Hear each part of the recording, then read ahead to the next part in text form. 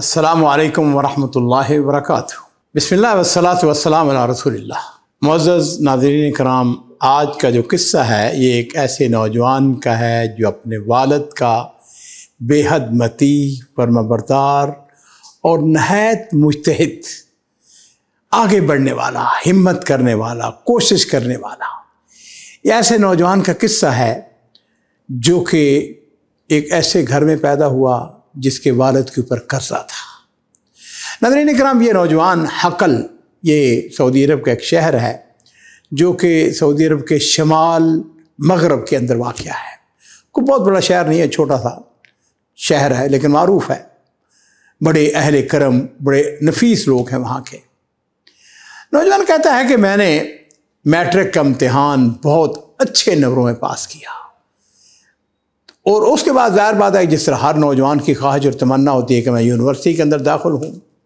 कहते मैंने ये किया कि जितनी सऊदी अरब की यूनिवर्सिटियाँ थी सबको मैंने अपने पेपर भिजवा दिए और जल्द ही मुझे जो पेट्रोलियम यूनिवर्सिटी है दहरान के अंदर, ये 3 शहर हैं असल में, दहरान, अल-खबर और दम्माम, बहरहाल कहते वहाँ पे मुझको दाखिला मिल गया। बड़ी बात थी, ये यूनिवर्सिटी बड़ी मशहूर यूनिवर्सिटी है। कहता है कि अल्हम्दुलिल्लाह मेरे वालिदैन बड़े खुश, मेरे लिए दुआएं, हाँ जी, खुशी का इजहार, ख़ानदान वाले बड़े खुश कि मैं अल्हम्दुलिल्लाह पेट्रोलियम यूनिवर्सिटी के अंदर मेरा दाखिला हो गया। बड़ी बात थी। कहते हैं अल्हम्दुलिल्लाह मैंने तालीम शुरू कर दी। कोई महीना गुजरा, 2 महीने गुजरे। एक दिन मेरे मामूजात का फ़ोन आ गया। उसने मुझे कहा, भाई क्या हालात हैं तुम्हारे, कैसी तालीम जा रही है? मैंने कहा बिल्कुल अल्हम्दुलिल्लाह बड़ा है और मैं तालीम में अल्हम्दुलिल्लाह बहुत अच्छे जो तलबा में उनमें से मेरा शुमार था। कहता है उसने मुझे कहा कि तुम्हें पता है तेरे वालिद को तुम्हारी ज़रूरत है। मैंने कहा क्या मतलब? उसने कहा बस ये है कि तुम्हारे वालिद को तुम्हारी ज़रूरत है। फिर उसने दोबारा फ़ोन किया, फिर बातें करते करते फिर उसने कहा, मैंने कहा मुझे बताओ तो सही है क्या? कहने लगा कि तुम्हारे वालिद के ऊपर कर्ज है और कर्ज भी कोई थोड़ा सा कर्ज नहीं है, कमोबेश 3 लाख रियाल उसने लोगों के देने हैं और उन्होंने तुम्हारे वालिद को मोहलत दी है 1 साल की। 1 साल के अंदर अगर उसने पैसे दे दिए तो ठीक है, वरना वो उसको जेल में भिजवा देंगे। कहते मैंने जब ये बात सुनी मेरे सच्ची बात है रोंगटे खड़े हो गए।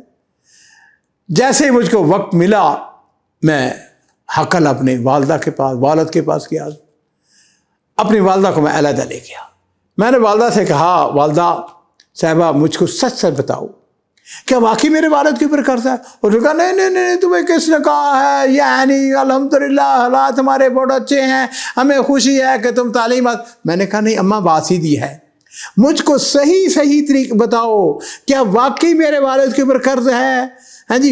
माँ ने कहा बेटे तूने यूनिवर्सिटी जाकर हमारे ख़ानदान का सर फ़ख्र से बुलंद कर दिया है, हाँ जी, हम तो बड़े खुश हैं कि तू अल्हम्दुलिल्लाह। मैंने कहा अम्मा ये बाकी सारी दुरुस्त हैं, लेकिन आप मुझको ये बताएं कि वाकई मेरे वालिद के ऊपर कर्ज है?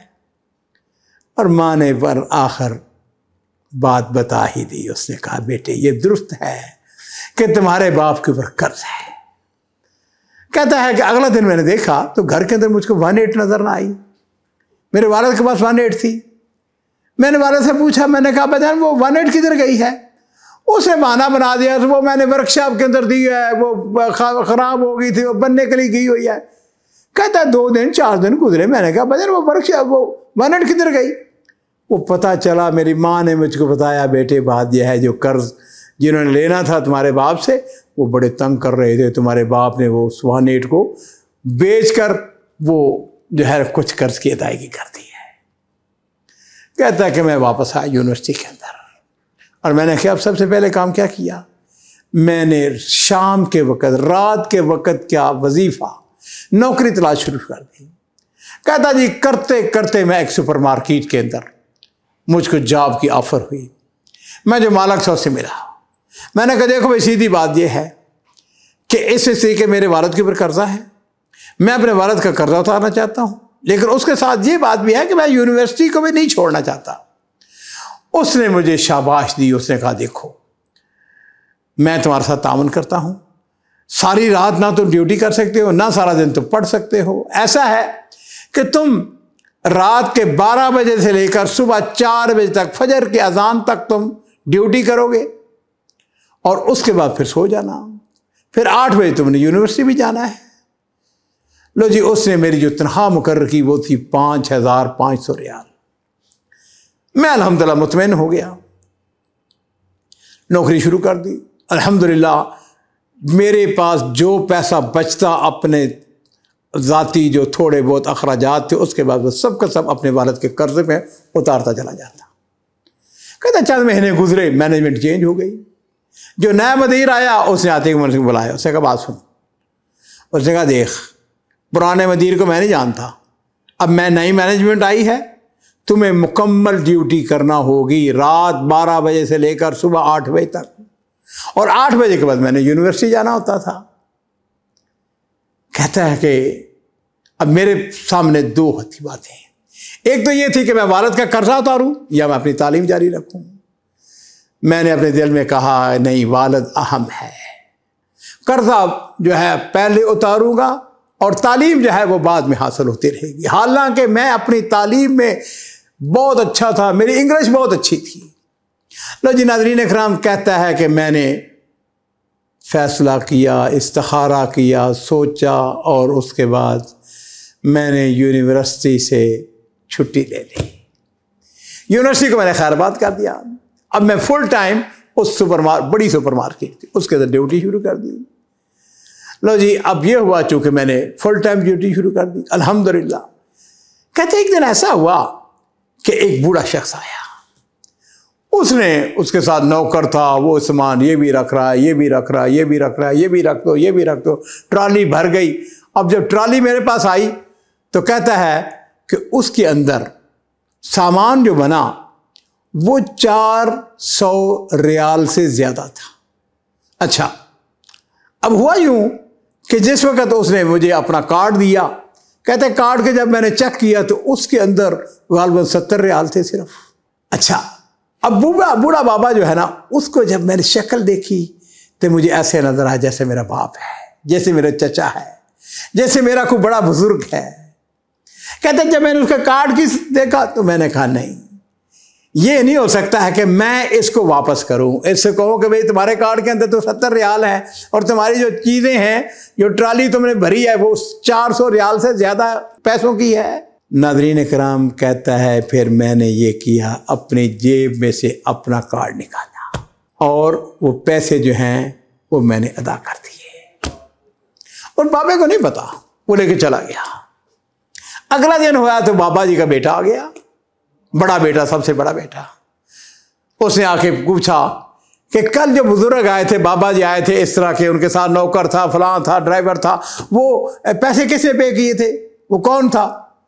कहते हैं कि मैंने इधर उधर की बात। उसने कहा बात सुनो, मुझे पता चल गया है कि मेरे वालिद के कार्ड में सिर्फ 70 रियाल थे, ये 400 रियाल किसने पे किया भाई? लो जी, करते करते नाज़रीन इकराम उस शख्स ने बता ही दिया कि वो मैंने दिए थे। कहने लगा तू एक आम यानी मुलाजम है जी, तू कैसे पे कर दिया?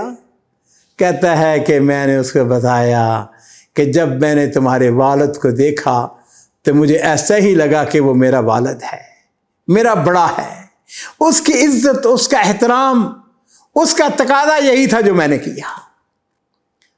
अब वो नौजवान जो है वो खड़ा हुआ, उसने मुझको गले लगा लिया। कहता पहले तो मैं डरा कि कहीं वो मेरी गोश माली, लेकिन जब उसको ये पता चला, पूछा कहाँ के रहने वाले हो, मैंने कहा मैं हकल का रहने वाला हूँ। उसको और खुश हो गया, दुआएं देता रहा और फिर उसके साथ ही उसने मुझको अपने घर आने की दावत दी। कहता है जिस वक्त मैं घर पहुंचा, माशाअल्लाह शहर के जो बड़े बड़े वजहा थे वो सब के सब वहां बैठे हुए थे, जो बुजुर्ग थे, वालिद थे, उनके साथ तारफ हुआ। हाँ बेटे कितनी तनख्वाह लेते हो? मैंने कहा 5-5.5 रियाल। उसने कहा हमारे पास आ जाओ, हमारे पास ऐसा है कि शेयर मार्केट के अंदर काम करो। कहाँ काम करते? तुम्हारी इंग्लिश बहुत अच्छी है। वाकई कहता है मेरी इंग्लिश बहुत अच्छी थी। कहता है उन्होंने मुझको दावत दी कि हम ऐसा करो कि शेयर मार्केट के अंदर हम शेयर खरीदते हैं, बेचते हैं, तुम ऐसा करो कि हमारे लिए काम करो। कहते मैंने कहा कि मेरा तो इस काम के शेयर मार्केट का मेरा कुछ तजर्बा नहीं है, मेरी मालूमात, मेरा तजर्बा सिफर। उनका हम तुम्हें सिखाते हैं। और फिर नाज़रीन किराम उन्होंने उसको 1 हफ्ते के लिए रियाज में भिजवा दिया। वहाँ पे कोर्स हो रहा था, 1 हफ्ते का कोर्स किया। हाँ जी, तनख्वाह जो है वो उसकी उन्होंने प्लस माइनस 15,000 रियाल मुकर्रर कर दी। और फिर देखे वालिद साहब का कर्जा उतरता जा रहा है। एक दिन ऐसा हुआ, उन्होंने पता चला ना, उनके वालिद ने वो 1/8 भेज दी थी। उन्होंने उसको 1/8 जो है बड़े मामूली से माइनर से पैसे लेकर उसको दे दी। और वो जाके अपने वालिद को कहने लगा, अब्बा जान ये 1/8 कबूल करवाएं। और नाज़रीन इकराम कहता है कि कभी मुझे ट्रेनिंग के लिए बहरीन भेजा जा रहा है, कभी मुझको दुबई भेजा जा रहा है, कभी वो खुद बैठकर मुझको बताते, और करते करते मैंने उनके काम को संभाल लिया।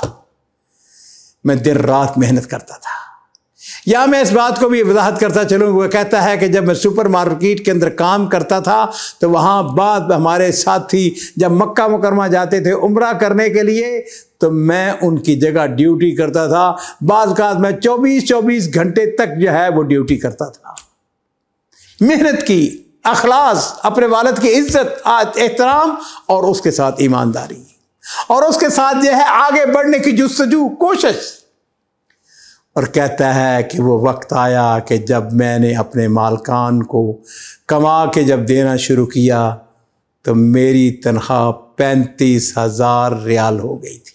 कहते हैं वालिद का सारा कर्जा उतर गया, उनका सर जो है वो बुलंद हो गया, और मेरे माली हालात जो हैं बतदरीज बेहतर होते चले गए। एक दिन हमारे जो मालिक थे जिनके लिए मैं काम कर रहा था, उन्होंने मुझे बुलाया। उनका, बेटे तुम अपना काम क्यों नहीं करते, तुम खुद शेयर मार्केट के अंदर अपना हिस्सा क्यों नहीं डालते?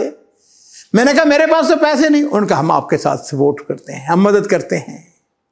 कहता है फिर मेरी सूरत हाल ये कि मैं उनके लिए भी काम करता, अपने लिए भी काम करता।